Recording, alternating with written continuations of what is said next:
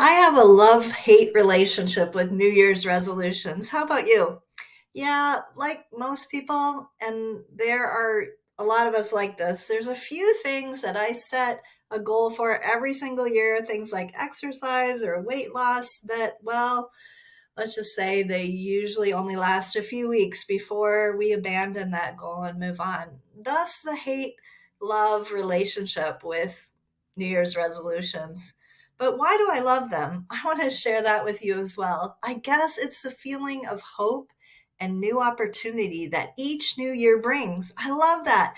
And it's the deep understanding in my heart that God can do the impossible through me if I will just refuse to keep showing up and keep making myself available to Him.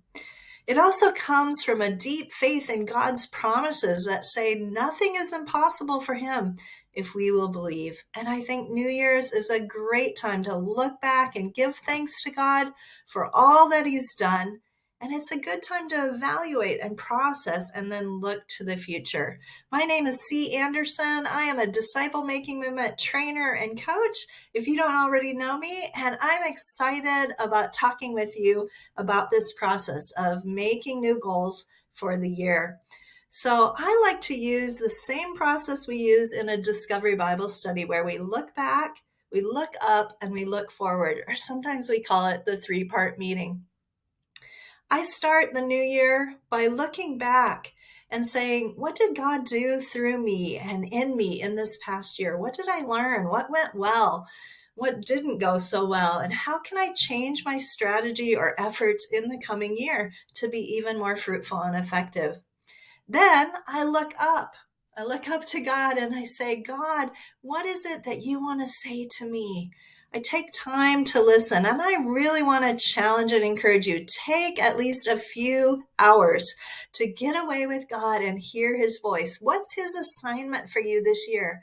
What are His priorities? So often my priorities and God's priorities are different, and I need to refocus and look up and say, God, what is your assignment for me this year? What is it that you want me to prioritize as my most important thing, the one thing that without fail I'm going to work on in the coming year? And when we listen to God and we've taken that time to look up, our lives are a lot more fruitful.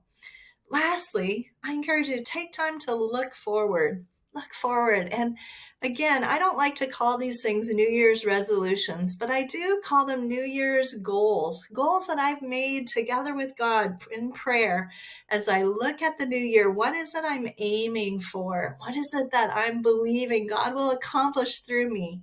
Maybe you're going to set a goal about something like starting a new disciple making group in a new area. God will show you a new place to focus on. Or maybe you're going to set a goal about a disciple making habit, like doing a prayer walk in my neighborhood at least 3 times a week, or building a new team, casting vision to others about making disciples, and starting a group of disciple makers that meets together and works together to reach your community.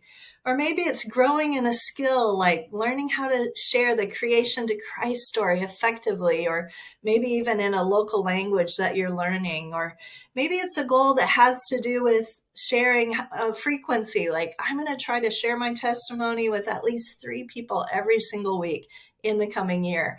God has those things for you as you prayerfully seek Him.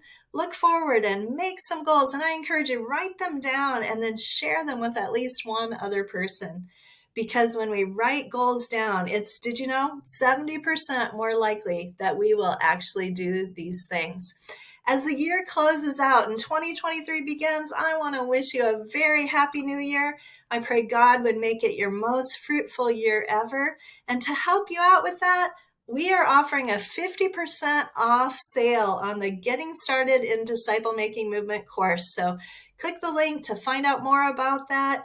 50% off of our normal price and also of our scholarship price. If you applied for a scholarship previously, we're slashing that in half to help you get started with a great program and a good plan so you can move forward in making disciples in the coming year. God bless you guys. Have a very, very happy new year.